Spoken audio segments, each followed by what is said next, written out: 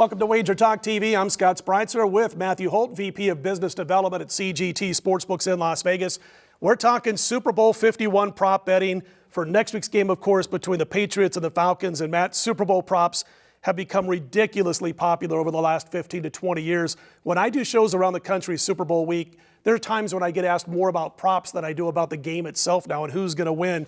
I got to show the folks right here. This is basically what Matt just handed me. This is the props sheet that will be released at CGT Sportsbooks by the time you probably watch this. Anyway, how many props do you have that are going to be available for the betting public when you guys post these? So the sheets that I just gave you guys is 153. I think, you know, there'll be people that always say, hey, how about this? How about this? So that by the time they get released tonight or tomorrow morning, it'll probably be closer to 165, 170. And it's amazing at 165, 170, 200 props, just how many you actually cover. I mean, you really start digging deep in the barrel. Your brain's got to be frying by the time you guys get done doing this. How many props, or I shouldn't say how many props, but give the folks an idea of the betting limit on props as opposed to the side in the Super Bowl. Well, look, there's basically no limit on the side in the Super Bowl. I mean, we had someone bet $2.5 million a couple years ago. We just make them do it in $500,000 increments. But there's so much betting handle. The state did $138 million last year that you pretty much can get down whatever you want. So there's pretty much not betting limits on the Super Bowl. But on props, what they'll probably do is this week, at least up until the first day or two that props are open, they'll probably take 5,000 or less. Everybody will. I don't think anyone will take more than 5,000 those first couple of days. And then as the action carries through the weekend and into Monday, and now we're actually in Super Bowl week and those prop numbers have settled a little bit, you'll see really big prop limits. Look, our prop limits all year on some props were like 500. Some of them, the bigger games, college football, is like 1,000 or 2,000. You'll see 5 or 10 times your normal prop limits on a game like this. So we go into Matthew Holt's office. We got to talk props. We got to figure out what we're going to post for the people to go after and bet. And what is it all about? Tell us the ins and outs of coming up with these props. Who's coming up with, here's what we're going to post, here's what the price is going to be. Now we got to okay it. Now we got to make sure we're not doing anything like sticking our foot in our mouths or, you know, doing something that's going to be too dangerous for us on the other side of the counter. I mean, there's got to be a lot that goes into 150 to 170 props. The process day one for us is always, let's do the props that are straight derivatives of the point spread and the total in regular game stuff. Team to score first, you know, alternate spreads, coin toss, things that are really simple, alternate totals, all that stuff, total field goals made in the game, all the stuff that's really simple that we can knock out of the way. I think we had like 67 of those.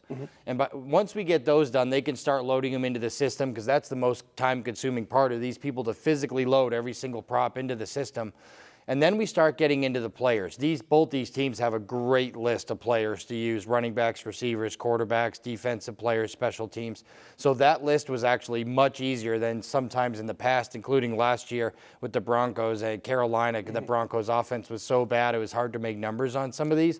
But both these teams have had fairly consistent offensive performances for many of the players, so the numbers are easy. And then it starts to get a little tricky as you get into things like cross-sport props and all the weird stuff that people want, and that's where it can get a little hairy sometimes. I'm guessing like last year it had to be, you know, there's got to be a template kind of for, like you said, maybe 3 or 4 dozen props where you're kind of basing off of it each year, depending on the teams that are playing. And last year had to be a headache when you talked about Denver's offense and about their lack of offense for most of the season. They had a quarterback who didn't have the same velocity, you know, on his fastball, so to speak, that he had earlier in his career. A little bit different this year, as you mentioned. By the time it's said and done, if you guys, let's throw a number out there and say you guys did 20 million, what percentage of that 20 million would be on props itself?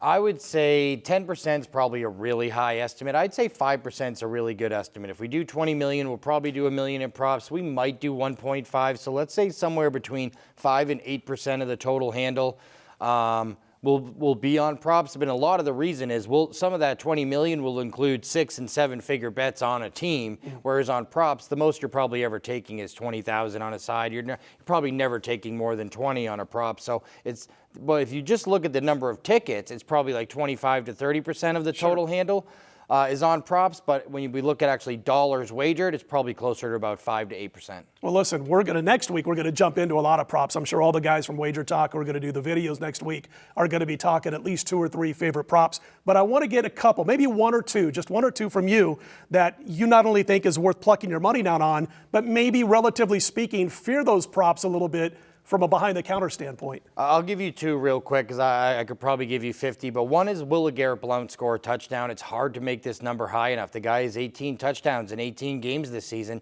We just don't see that from running backs anymore. But yeah, when you look at his yards and carries per game, you're like, boy, he's just not getting the activity you would think he would, yet he gets all those goal line activities. This is a guy who everyone's going to bet to score a touchdown. His activity says maybe he shouldn't, but even though he's a favorite to, and he seems to score on every single game, and they always bet that he will. For all of you that know me, you know I had to include one here. I have Julio Jones receiving yards versus Florida State Seminoles total points that day. Julio Jones receiving yards minus 10.5. Hey, look it, if you don't know yet, Florida State Seminoles are the best basketball team in college basketball. I'm scared of them catching 10.5 for Julio Jones. As if they wouldn't know if they've been listening or watching you for the past 6 months. Well, anyway, folks, don't forget you can get a $50 sign-up bonus. That's a heck of a prop with your first purchase of $12 or more at WagerTalk. Again, $50 sign-up bonus with your first purchase of $12 or more at WagerTalk.com. And again, Matt will be back next week. We're going to have plenty of people out here talking props, giving out 2 or 3 each on next week's show, Super Bowl show. More to come. We are WagerTalk TV.